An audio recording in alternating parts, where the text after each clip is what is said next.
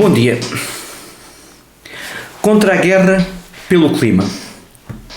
Este foi o mote de uma proposta feita pela vereadora do LIVRE e que pretendia, basicamente, diminuir em 10 km por hora a velocidade em todas as ruas de Lisboa, fechar a Avenida da Liberdade ao trânsito aos domingos e feriados, posteriormente fechar uma rua de cada praça da cidade ou uma rua de cada freguesia e, finalmente, o quarto objetivo, chatear o Moedas. E deve ter sido este objetivo que provavelmente conseguiu que a proposta fosse aprovada por maioria por toda a oposição. Ficou viral este comentário de Sérgio Sousa Pinto sobre o tema. Lisboa é um parque temático de radares, não é? Exatamente. Uma pessoa já quase... É crime uma pessoa deslocar-se do ponto A para o ponto B, não é?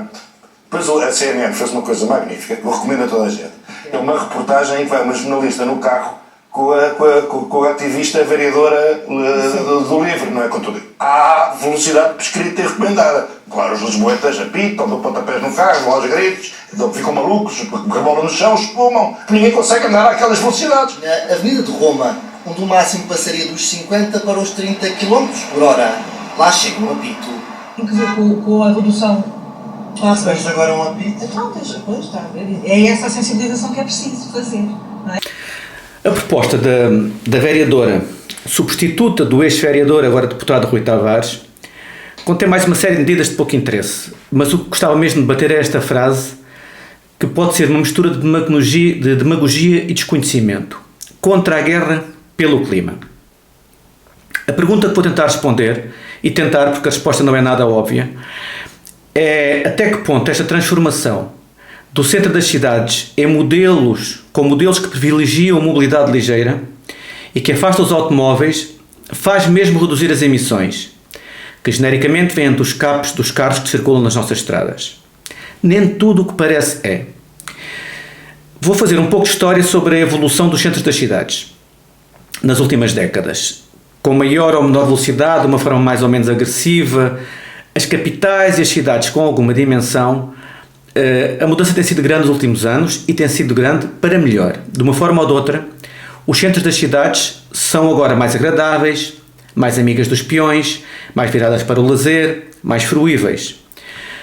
As cidades que iam muito por um caminho diferente durante meados do século passado, com a presença omnipresente do carro, muito para lá do que nos parece razoável quando olhamos hoje para estas imagens, foram mudando pouco a pouco e tentam, e algumas conseguem ou conseguiram, transformar-se neste tipo de cidades, pelo menos em algumas zonas centrais mais atrativas. Geralmente não é assim em todo lado, mas é assim cada vez em zonas maiores de cada cidade.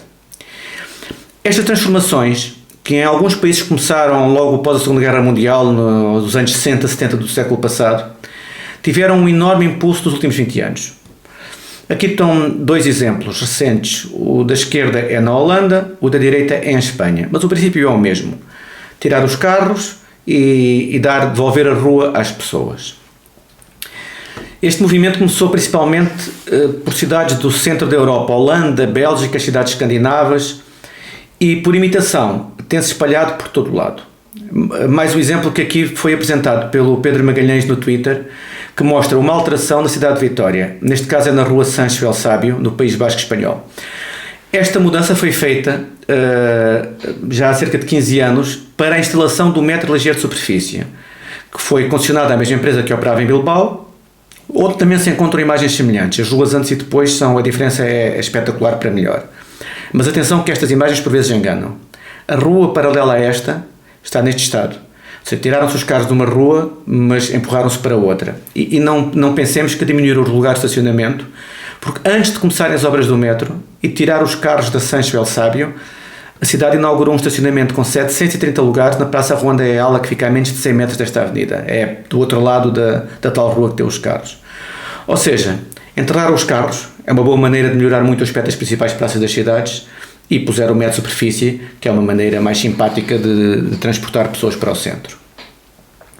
Esta alteração, por exemplo, foi muito semelhante à que aconteceu em Matosinhos, onde para entrar o metro do Porto saíram os carros nesta rua principal cêntrica de Matosinhos. O antes e o depois também está aqui. Ou seja, as cidades evoluem e mudam, e por vezes mudam muito em pouco tempo.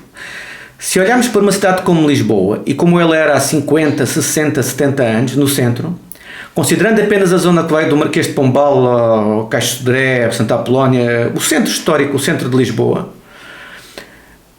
estavam nesse centro as sedes das grandes empresas praticamente todas. Os bancos, as companhias de seguros, as multinacionais, as poucas que já existiam, as grandes lojas especializadas de moda, de eletrodomésticos, os grandes armazéns, o Chiado e o Grandela eram na Baixa. Os estandes de automóveis ficavam da Baixa de Lisboa. A Baixa era o grande centro comercial da cidade de Lisboa. E também havia os cinemas, os restaurantes, que ainda existem em grande quantidade, os teatros. Estavam lá praticamente todos os grandes organismos públicos, os ministérios. E também havia alguns residentes. Já era uma zona cara.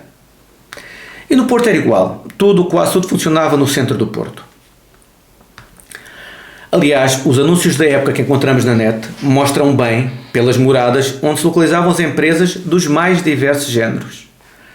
Aqui alguns exemplos. Tudo acontecia no centro, e o centro era usado principalmente por lisboetas e era o polo de atração dos poucos turistas que visitavam a cidade e dos portugueses da província que visitavam Lisboa ou Porto. No livro O Tempo entre Costuras, de Maria Dueñas, conta-se a história de uma mulher espanhola, Cira Quiroga, que visita Lisboa em tempos da Segunda Guerra Mundial. Madrid tinha acabado de sair de uma guerra civil e a descrição que ela faz da Baixa de Lisboa, por comparação com a de Madrid, por vezes até é arrepiante. Ao contrário de Madrid, Lisboa era um sítio onde havia tudo o que se podia imaginar. O enriquecimento do centro das cidades ao longo do século XX trouxe cada vez mais carros. E durante esse século XX, as praças centrais das nossas grandes cidades transformaram-se em parques de estacionamento de superfície. Quem conheceu Lisboa dos anos 60, 70 ou 80, que é mais o meu caso, que só a conheci bem nos anos 80, lembra certamente estas imagens em que as praças mais icónicas da cidade estavam repletas de veículos. Isto era a Praça da Figueira. Isto era o Terreiro do Paço. E note-se que em 83, 84, ainda era assim, porque eu ainda estacionei aqui e só tive o meu primeiro carro em 1982. Aqui era a Praça dos Restauradores, que foi assim até 1971, ano em que começou a obra do estacionamento subterrâneo que está na Praça dos Restauradores. E aqui era o Rossio, que foi estacionamento até abril de 73, quando foi inaugurado o tal estacionamento dos Restauradores a cerca de 150 metros de distância. E no Porto não era diferente, como se pode ver, por exemplo, nesta imagem da Avenida dos Aliados. Onde havia espaço, havia carros. Nas últimas décadas tudo isto mudou. Mudou em Lisboa, mudou no Porto, mudou em Madrid, mudou nas cidades médias de toda a Europa, principalmente nas que são polos turísticos. Por exemplo, aqui esta imagem, eu gosto muito desta imagem porque tem duas praças de referência das duas capitais ibéricas antes e depois. Numa primeira fase, que durou até finais dos anos 70 e início dos anos 80, o comércio especializado continuava a fazer-se especialmente no centro. Mas depois, pouco a pouco, com a cada vez maior dificuldade de chegar com o carro próximo das lojas, o centro foi-se alterando. Há uma frase que se diz frequentemente em congressos de mobilidade, e que é daquelas thumb rules, de transporte público, ninguém vai comprar nada maior que uma torradeira. E, efetivamente, nós nunca vemos este tipo de imagens no metro, nos autocarros da Carris. É raríssimo que alguém vá para este tipo de compras e vá a transporte público. Por isso, por ser muito mais prático, mais acessível e mais amigos dos carros, os centros comerciais absorveram o comércio especializado. Os centros comerciais, os outlets, zonas comerciais menos cêntricas. O que é certo é que o comércio especializado saiu do centro das cidades. Ao mesmo tempo, as empresas foram-se deslocando para partes de escritórios fora do centro. Temos vários exemplos aqui em Lisboa, principalmente na zona de Oeiras, onde funcionam instalações de maior qualidade, mais baratas e onde se evita os engarrafamentos.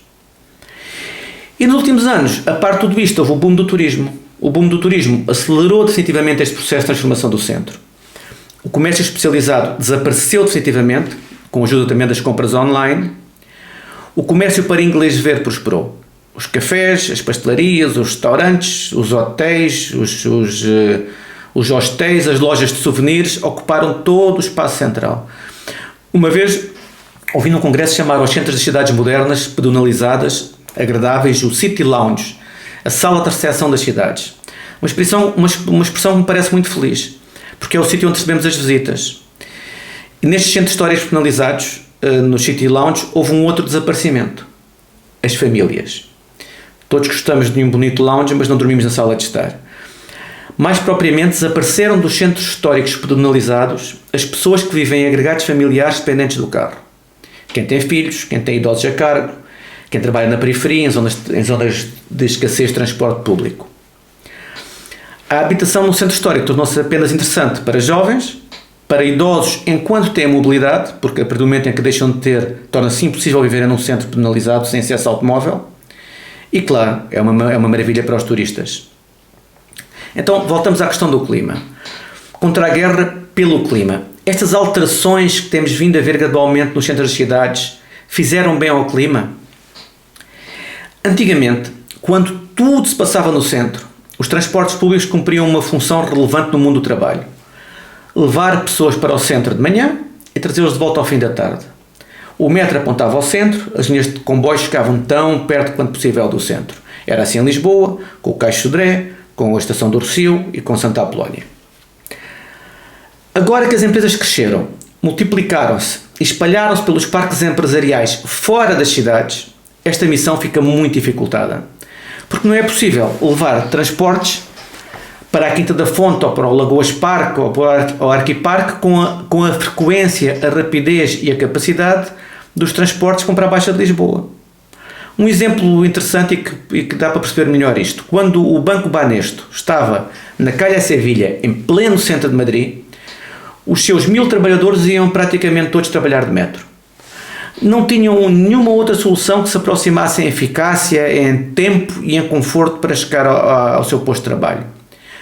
Quando o banco foi adquirido pelo Santander e a sede mudou para a M30, a M30 será assim uma Cril, vamos chamar-lhe assim, ou uma Crel, os mesmos trabalhadores passaram a ir trabalhar de carro.